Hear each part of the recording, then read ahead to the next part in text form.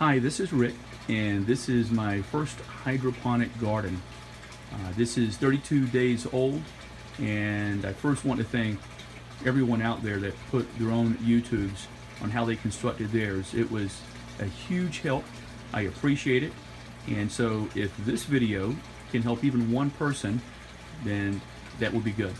So with that, let me show you what I did with this.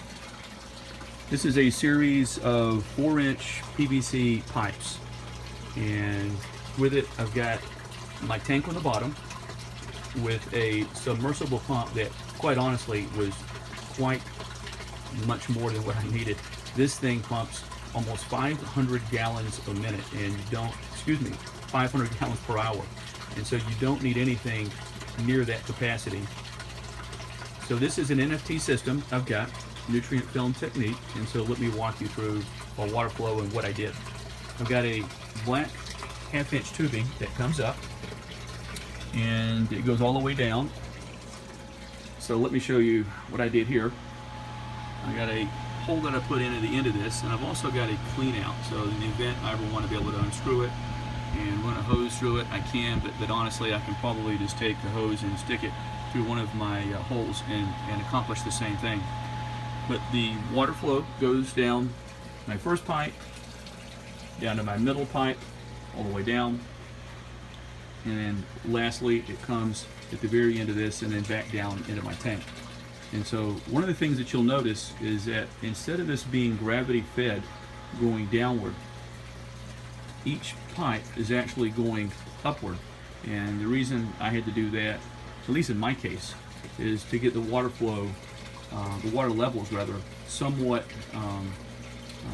even to where I've got the plants actually touching them. And so I'll just give you an example. On my middle row here, I've got my water flow that is actually pretty high, and you can see the root growth that I've got in this.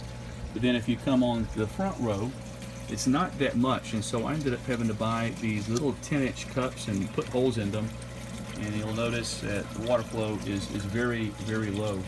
But these 10-inch cups seem to work, and so that kind of solved the solution for me, because on these little net cups, as you'll see, they're very shallow and it just won't touch the bottom.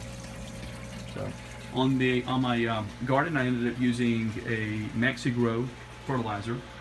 I've been very careful on not having to burn up my plants and putting in too much. I'm using T5 fluorescent lights, which I found work well. In the beginning I only had one light, and I've got 3, and so I'm still playing around with that just to make sure I've got the right lighting, but I believe I have. And in fact, you'll see in the middle here I've got this huge head of lettuce. It's a Boston Bib. Let me show you the root growth I've got here, because this is actually quite amazing, and this is after 32 days of growth. And so my Boston Bib, and I've also got in the back here some romaine lettuce, and I've got others that are doing well. They're healthy, but they're just not as large, and so possibly that's because of some of the lighting I had in the beginning that wasn't getting the whole entire area. And so anyway, this is my first video, and I've just finished a second garden for flowering. Now this, because of the T5 lighting, I'll only be able to get good growth with lettuces and herbs. I've just completed a second garden, and I'll just give you a quick preview. Here's my red ultraviolet lighting, and I've got these buckets done with a drip system, and I will come back and do a second video. But I want to thank my local hydroponic store, Atlantis. I live just north of Atlanta, and this location, Atlantis Hydroponics, is in Norcross, and these guys have been a huge help in instructing me on some tips on how to be able to build this. So if you don't have one in your area, then I will tell you these guys are great, and anytime I've needed supplies, I've ordered from them now multiple times.